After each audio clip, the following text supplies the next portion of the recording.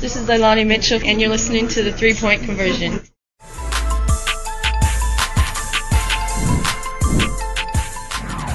Joining us, we're going to start with Jeff Metcalf and then Alex Simon.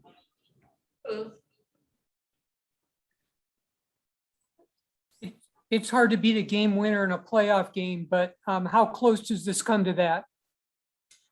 I think this is about as close as it's gonna get. We fought to the end.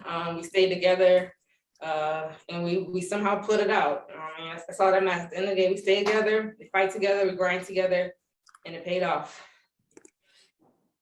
You said something similar to that earlier today. Did you feel like in the second half, could you just feel the momentum swinging your direction, and then, kind of the confidence you guys have been playing with got you over the top? Yeah, I think the first half we was rattled. Everybody was just a little out of control, just trying to do too much, trying to do the home run play. And I think in the second half we kind of just settled down. We picked it up on defense. Even tried to get to the hole more, like set the screens, slip, and just attack them. And then I think we stuck to the game plan, what Sandy said in the halftime, and we all just kind of relaxed and took your shots. Like, take your shots. Don't try to do too much. Don't try to go for the home run play. And it paid off for us. If you have one more, Jeff, you can go ahead. When you were standing there with the free throws, what were you feeling? What were you feeling? And, knowing that you had a chance to win the game right there. I was trying to stay calm. I was trying to just block out, their bench was yapping. Obviously they wanted me to miss. And I just knew I needed to get the first one. Once you get the first one, it kind of feels good. So once the first one was able to drop, I knew the other two was good. And all we had to do was just get one more stop at the end. We're going to go to Alex Simon. Hi, Shea. Congratulations. With this team in particular, this has been a trend, but I feel like without BG, without Diana, down 14 at half, it would have made sense and nobody would have necessarily blamed you guys if you had kind of packed it in and said, we'll get them on the weekend. For this team to come back again defensively in the second half and lock down again, what does that say right now about how the whole group is playing, no matter who's on the floor? I mean, we're just a resilient team. Like, it doesn't matter who's not playing, who is playing. Like, at the end of the day, you got to respect us. I'm pretty sure, somewhere deep down, Atlanta came in, thought they had one easy. And throughout the game, as the game was going, it was looking like they was going to pull it out. But we all just stepped up. It's the next man up. That's our motto. And everybody did their jobs. Bria came in, had some huge buckets. Breezy was on the boards, both Kias, Sky was doing Sky things. And we all just stayed together, whether we was down by 14 or making a comeback. We just knew we had to stay together and do your job. Don't try to do more than what you can or do more than what you usually do. Just do your job and do it well. And especially for that team effort, everybody has at least 6 points on the offensive end. I think obviously Brianna picks up 15 rebounds, but it's a team effort to out-rebound them as well. Everybody knows the big three and everybody's going to focus on the big three, but kind of for the other 8, what does a game like this kind of say of don't forget about us? We're going to make an impact here too come the playoffs. Yeah, like we always say, we the others. You have the star, the all-stars, and then you have the others. And don't sleep on us. Like, we all can ball out. We're all on this team and on this roster for a reason. And I think, this 10-game win streak, everybody's giving confidence. We're going to be dangerous, going into the playoffs as long as we keep playing how we playing. Like I said, a scary hour is coming upon us. We are coming. Don't sleep on us. We here. Got a big win, and just gotta celebrate. And to only lead in a game for 3 seconds, I guess you picked the right 3 seconds to lead a game with, right? That's crazy. But it's the most important 3 seconds. I'd rather just lead at those 3 seconds than be down those 3 seconds. So it all worked out. Thanks, Shea. No problem. All right, we'll finish up with Paul Richardson. Hey, Shea, first, congratulations on that big win. Thank you. When you're fighting back, just mentality-wise, when you're fighting back and you cut it to 1 and they push it back to 6, and then you cut it back down and they push it back a little bit, what's going through your mind and your team's mind there? It's like you're trying to get over that mountain. It seems like there's always something that pushes them back. You just have to be mentally strong. Obviously, when you get down by 1 and they go up on a run, it's deflating, especially as the time's running down. You put so much effort to come back from 14. But we stuck together. I think it was like two and a half minutes left. We was down by like 5 or 6, and we're like, just get one stop, one score, one stop, one score, and just grind it out. Like, we played hard, we fought back, and we had to just stay together at the end, and just keep pushing each other. You just got to talk yourself through it, because easily to get down on yourself, like, okay, we can just give up and just blame it on BG and DT, not playing, but that's not who we are. Like, we want to show people that we can win without them too. We can win without whoever's not there, doesn't matter. Like, we all going to step up on any given night. And tonight was our night. Cool. Hey, congrats again. Thank you. Thanks for the time, Shea. Thank you. Metcalf, and then Alex Simon.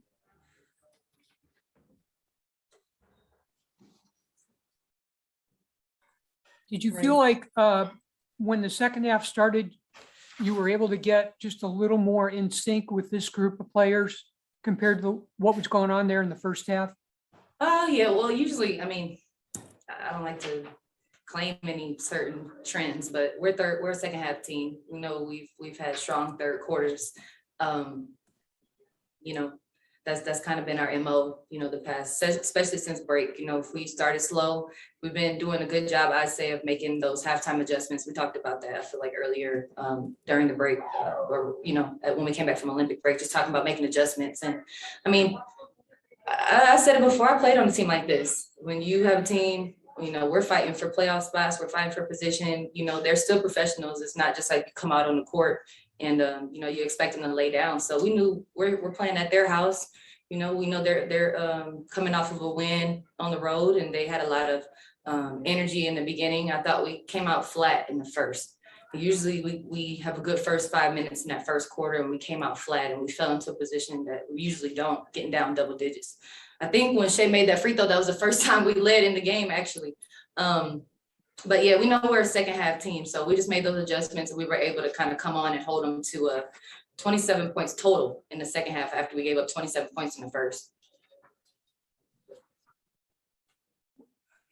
How much pride are you just taking the fact that you can come out and, win a game like this that, would have been easy to just say, well, we just don't have the people we need to win this game on the road?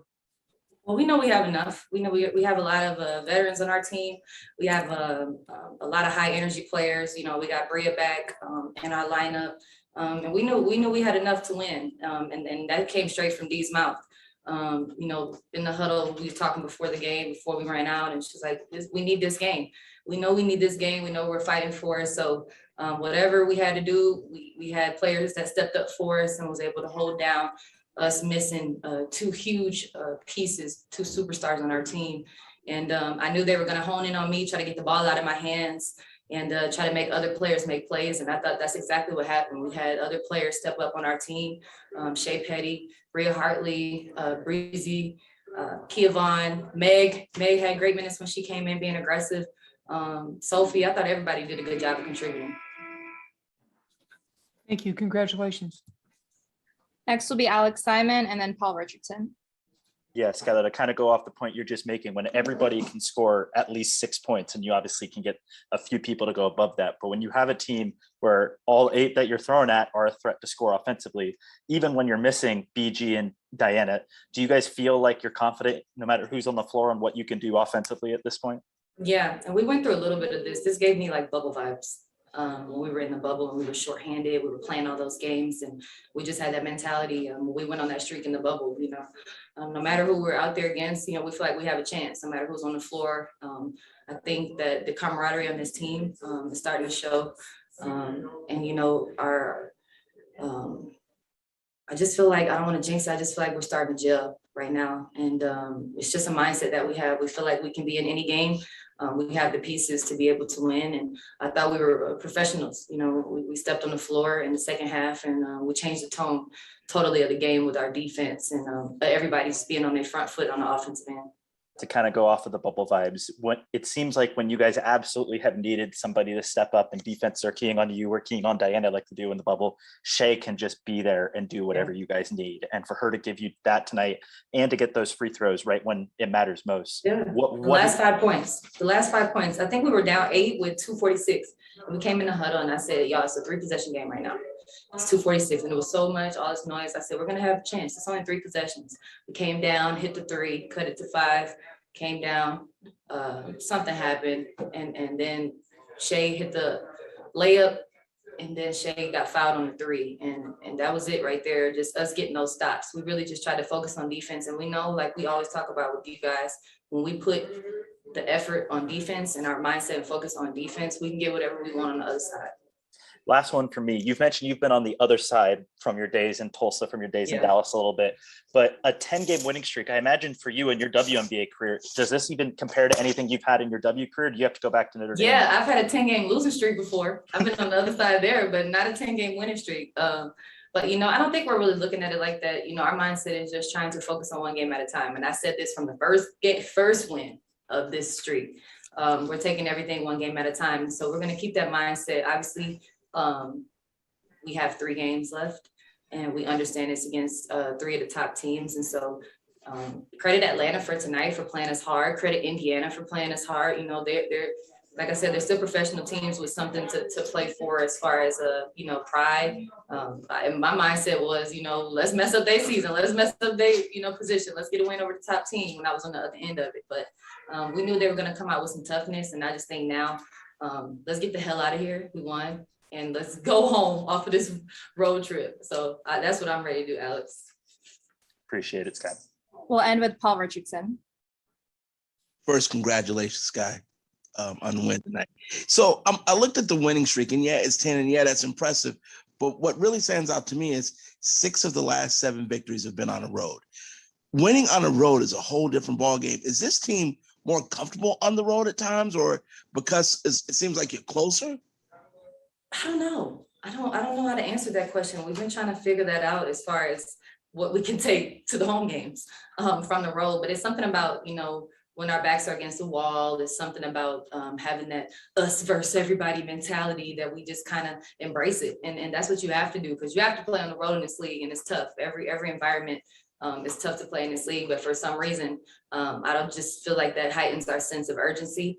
You know, us wanting to come out and really focus in and you know, not let the crowd affect us. But I don't know, for some reason we like playing away with our backs against the wall and having that us versus everybody mentality. But lately we've been feeling like whatever it is, you know, it don't matter where we at, we just got to win the game.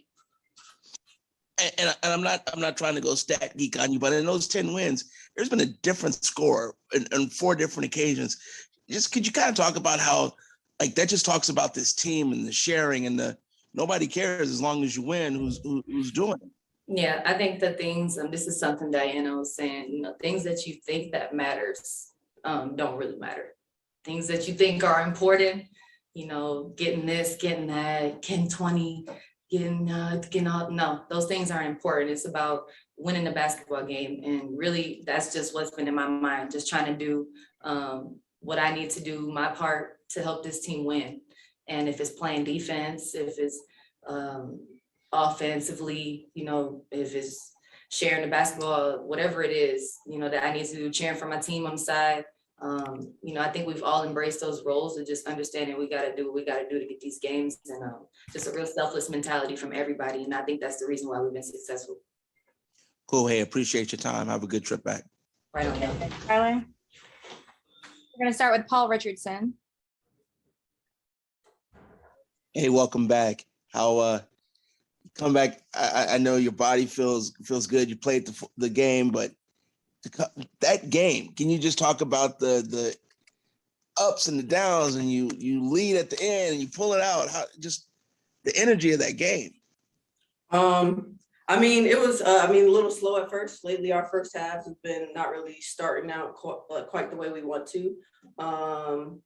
I don't know, this team is tough. A lot of people stepped up tonight. I mean, you see Shea giving you great minutes, Breezy giving you great minutes. So just a lot of people, when we're ready and we get an opportunity, we just try to make sure we're successful. We want to go out there and just help our team whichever way we can. And we're a gutsy team. We grinded out at the end and we were able to pull off the win. Hey, congratulations on that one. Thank you. We'll go to Alex Simon and then Jeff Metcalf. Bria, to kind of come back in, and it's a game where you don't have Diana, you don't have Brittany and Alana, but for the 8 that are here to not just win this game, but to kind of have it be a team effort. Everybody scores 6 points, pretty much the whole team's helping grab rebounds. What does that kind of say about the fact that there's 8 other players in this team other than just the big 3 gold medalists on this team?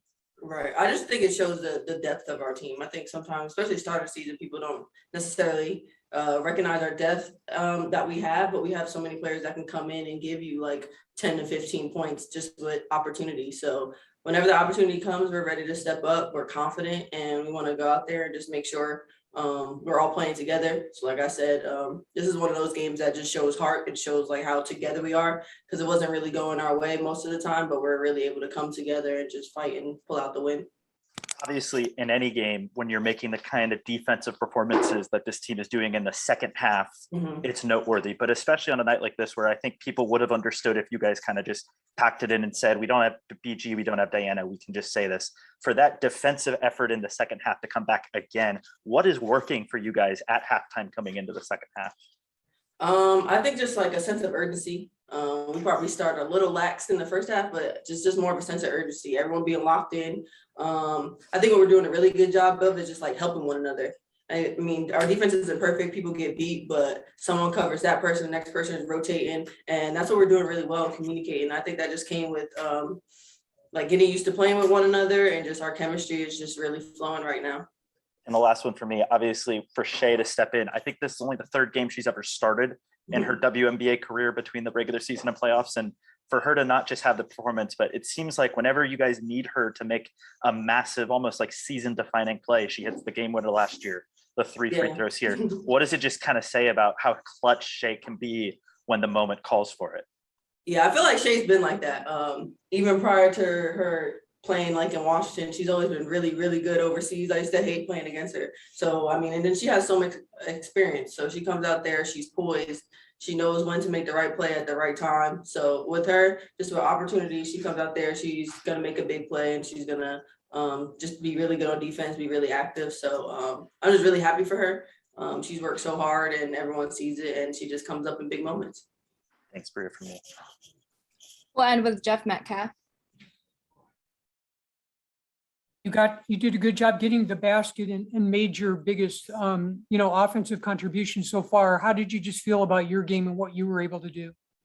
I mean, I felt pretty good. I feel like, so the toughest thing is like getting to the basket post surgery. I think even early on, they're like, your shot looks good. I'm like, the shot isn't the issue, it's moving. So I just think kind of getting that first bucket, that first drive just helped my confidence. And then I felt actually like a lot quicker than I felt in the last few weeks. So I feel like my speed is coming back. And I think it comes with just my confidence, not being hesitant, not going out there worried about my knee or worried about making a mistake. So just came off aggressive and was able to get some open looks at the basket.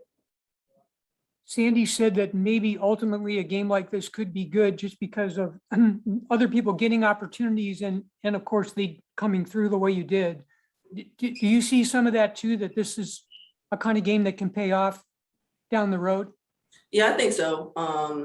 I'll say for me, if Diana and BG here, I'm probably not getting as many minutes as I got tonight. So it gave me an opportunity to kind of build my confidence in a real game. I mean, you have practice all the time, but it's not always the same as a game. So I think it definitely helped me. I think Megan even came in, gave us really good minutes. So you never know what could happen.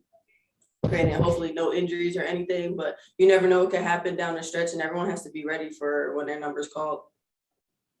Great, thank you. All right, thanks for the time, Bria. Thank you.